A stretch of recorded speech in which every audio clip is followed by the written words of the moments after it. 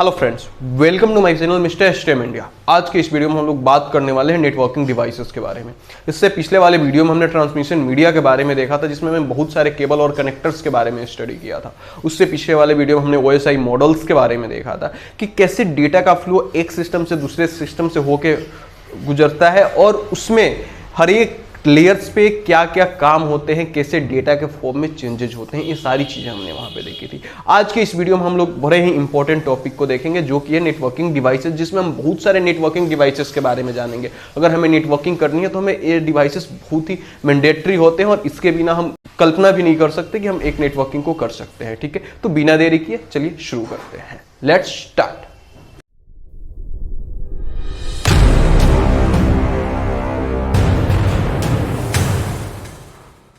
तो सबसे पहले हम देखेंगे इसमें एनआईसी कार्ड के बारे में। ठीक है, जैसा आप सभी को पता है कि एनआईसी कार्ड, एनआईसी क्या होता है? Network interface card. ठीक है, एनआईसी का फुल फॉर्म हो गया नेटवर्क इंटरफेस कार्ड।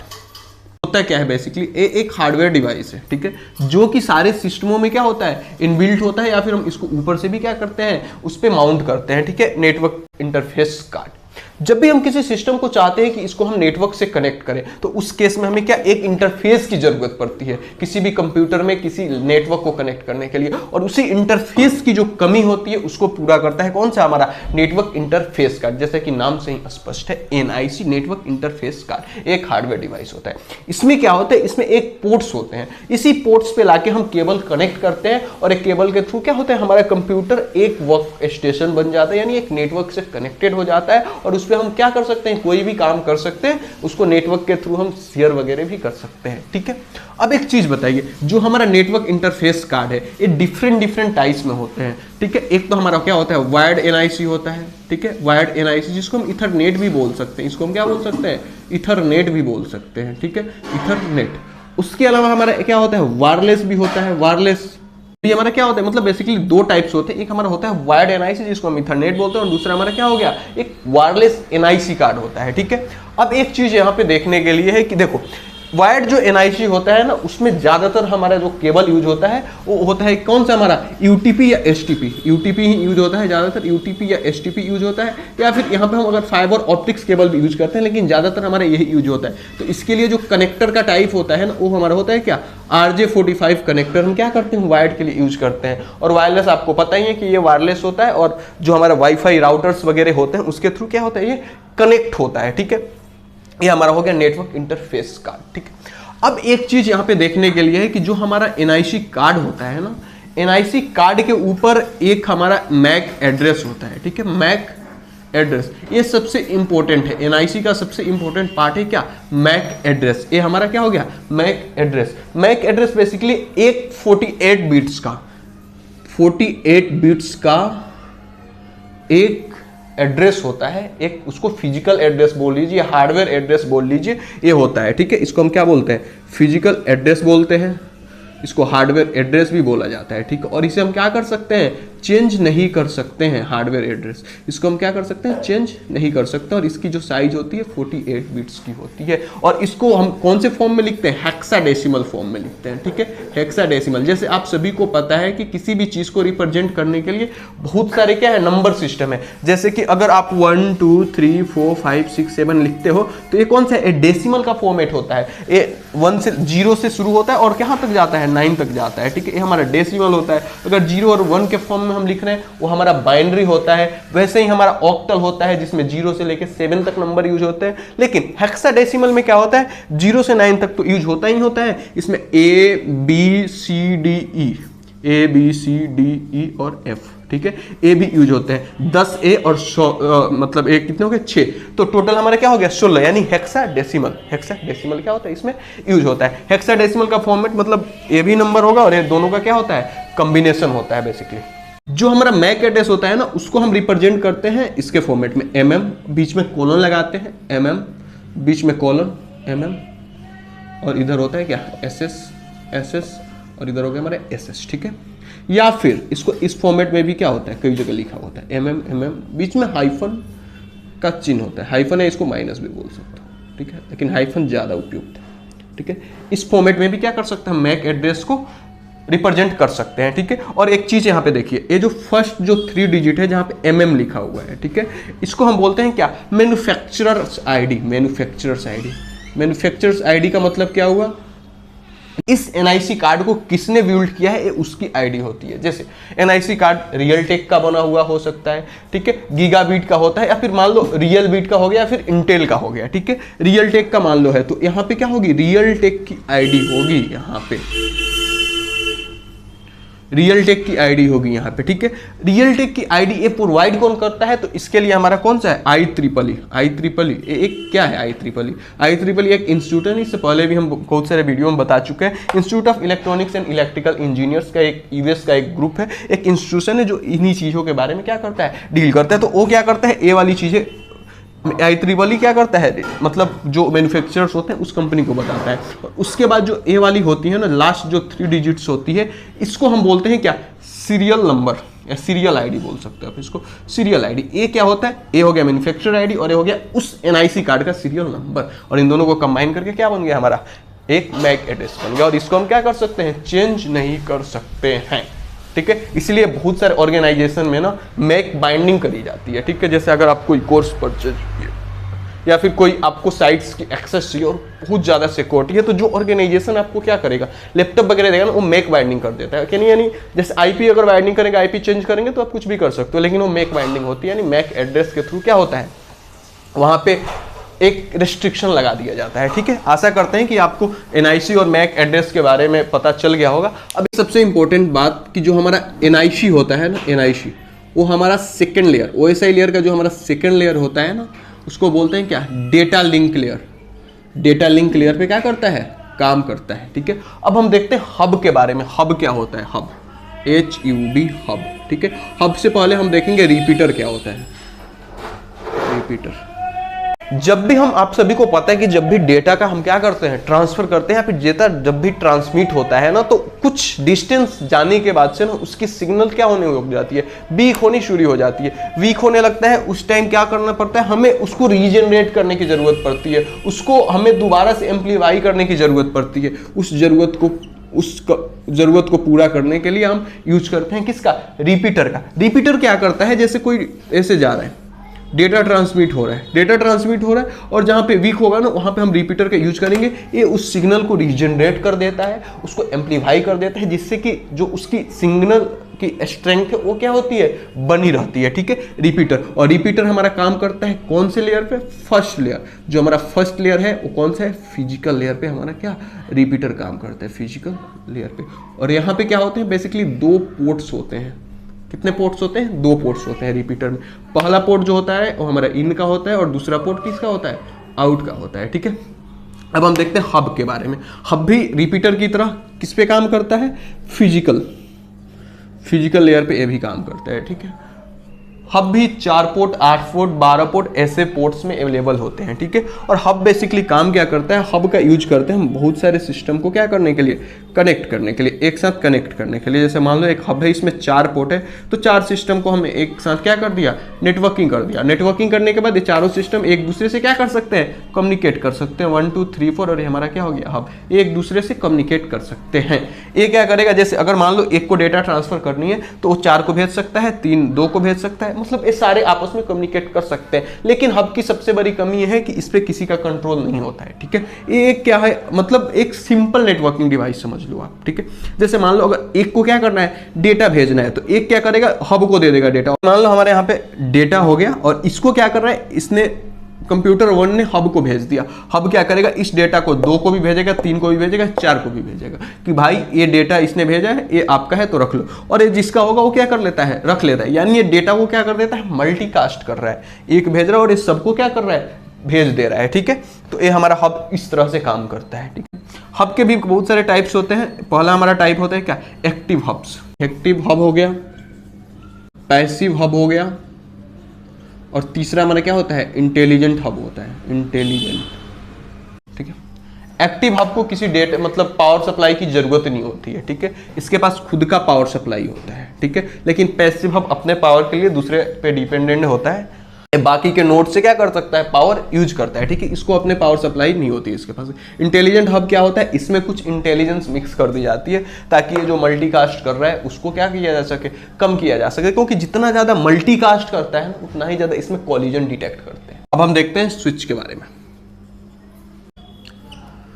स्विच जो होता है ना हमारा, वो हमारा काम करता है किस पे, डेटा लिंक लेयर पे काम करता है, डेटा लिंक लेयर पे काम करता है, ठीक है। जो काम हमारे हब का है वही काम हमारे स्विच का भी होता है। स्विच भी हमारा लैन इन्वायरमेंट में यूज होता है। कहाँ पे यूज होता है, लैन इन्वायरमेंट में यूज होता है। जब भी हमें लैन क्रिएट करनी होती है वहां पे क्या करते हैं, हम स्विच का यूज करते हैं। एक L2 डिवाइस है, L2 यानी कि क्या, डेटा लिंक लेयर पे काम करने वाला डिवाइस है, ठीक है। और ये एक्चुअली मैक बेस्ड होता है, मैक वेक्स्ड, ठीक है। मैक के ऊपर ये डिपेंडेंट होता है, अभी हम इसको समझेंगे। और ये हमारा यूनिकास्ट होता है। क्या होता है, यूनिकास्ट। जैसे हब हमारा मल्टीकास्ट है, हमारा यूनिकास्ट होता है। अभी इसको हम समझते हैं कैसे होता है।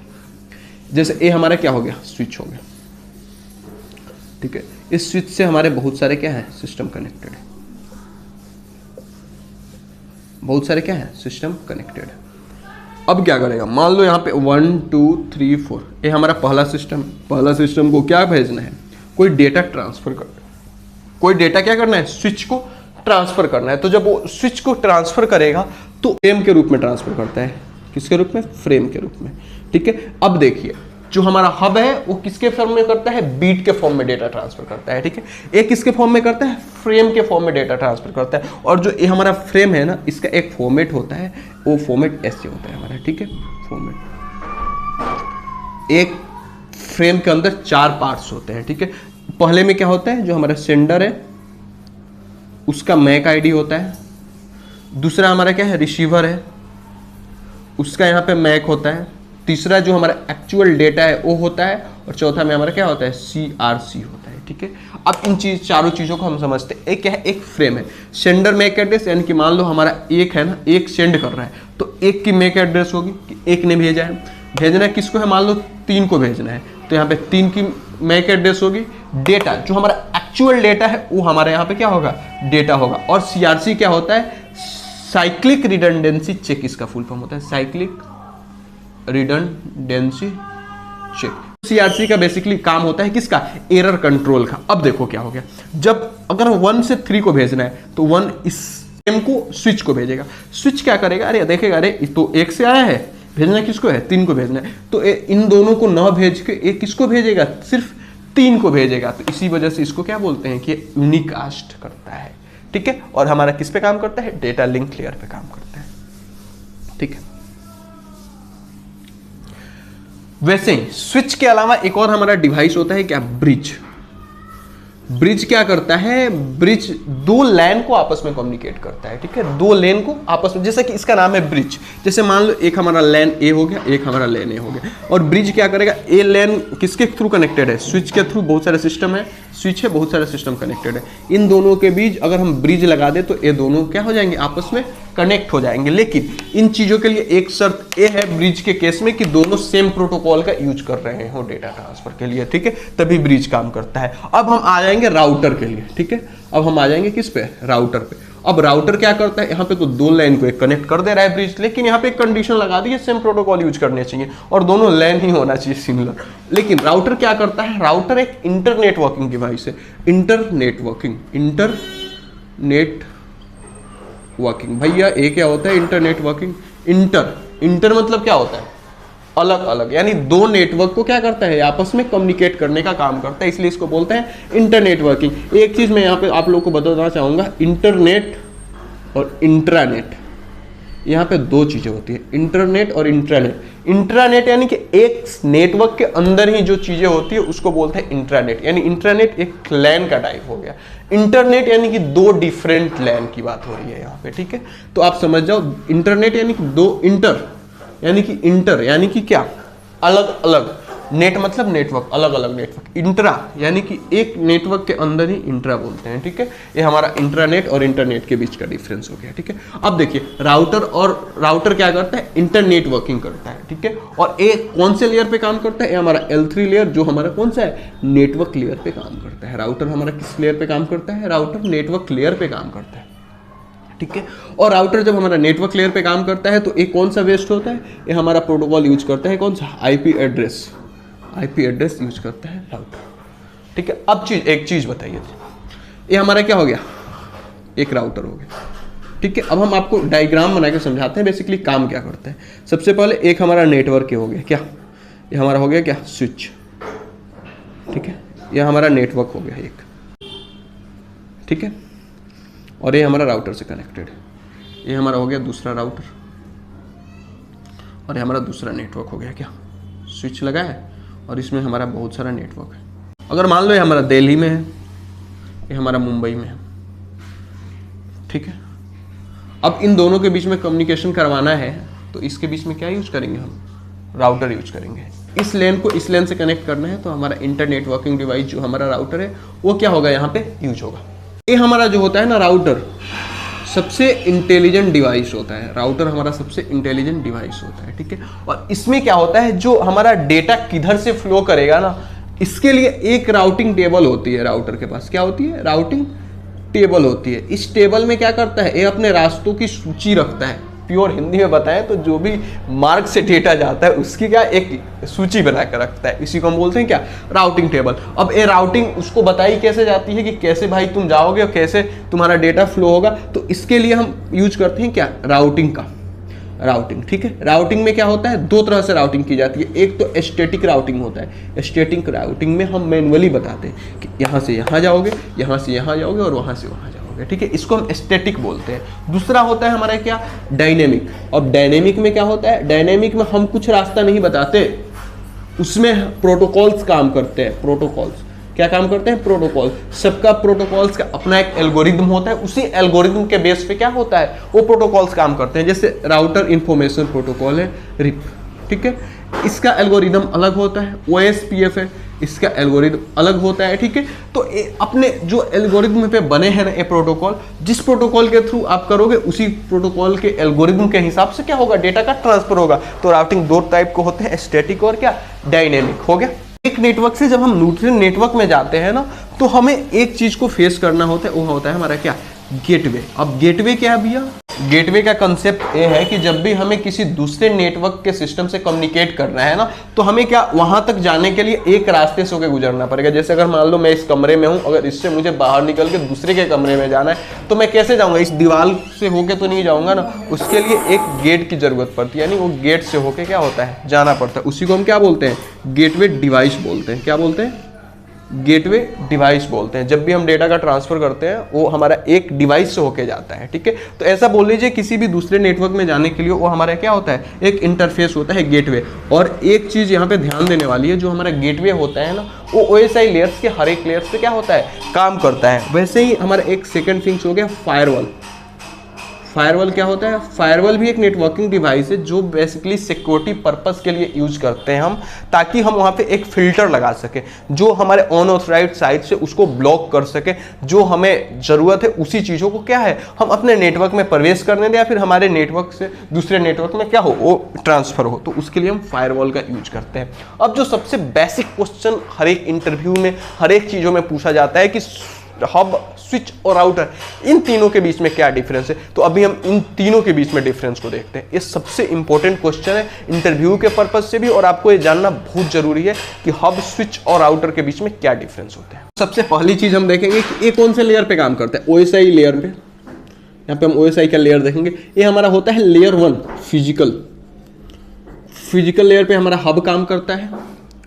डेटा लिंक लेयर पे हमारा कौन सा काम करता है, स्विच काम करता है। और नेटवर्क लेयर पे हमारा क्या, राउटर काम करता है, ठीक है। दूसरी चीज, ये कौन से यूनिवॉर्मेंट में यूज होते हैं, ठीक है, यूनिवॉर्मेंट में यूज होते हैं। तो हब जो हमारा होता है लैन में यूज होता है, ये हमारा भी लैन यूनिवॉर्मेंट में यूज होता है। और जो हमारा राउटर है वो हमारा वैन यूनिवॉर्मेंट में यूज होता है, वैन, ठीक है, वैन यूनिवॉर्मेंट में हमारा यूज होता है।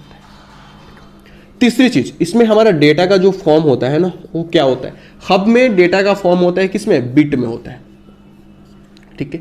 इसमें हमारा डेटा का जो फॉर्म होता है फ्रेम के रूप में होता है, ठीक है। और यहां पे हमारा क्या होता है, पैकेट के रूप में होता है। दूसरी चीज, इसके पास कोई अपना इंटेलिजेंस होता नहीं है, नो इंटेलिजेंस, नो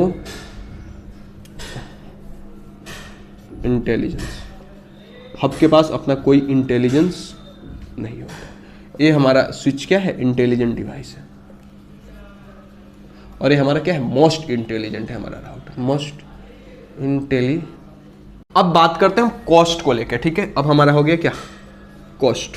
तो कॉस्ट जो होता है ना, इसका सबसे कम होता है, हब से क्या होता है, ज्यादा होता है,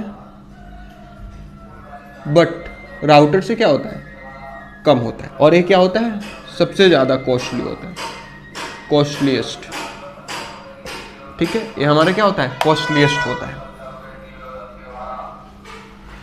और चौथी चीज, इसमें डेटा का ट्रांसफर कैसे होता है, तो देखिए हब के अंदर मल्टीकास्ट होता है, मल्टी कास्ट, ठीक है। डेटा लिंक में क्या होता है, सॉरी स्विच में क्या होता है, यूनिकास्ट, यूनिकास्ट। और ये तो हमारा आपको पता ही है, इंटरनेट वर्किंग डिवाइस है, तो इसमें डेटा का क्या होता है, इंटरनेट वर्किंग ट्रांसफर, ठीक है। आशा करते हैं कि हम समझ में गए होंगे कि हब, स्विच और राउटर में मेन डिफरेंसेस क्या क्या होते हैं, ठीक है। मिलते हैं नेक्स्ट वीडियो में एक नेटवर्किंग के नए टॉपिक के साथ। तब तक के लिए धन्यवाद। और चलते चलते आप सभी को दिवाली, भैया दूज, चित्रगुप्त पूजा और धनतेरस की बहुत बहुत शुभकामनाएं।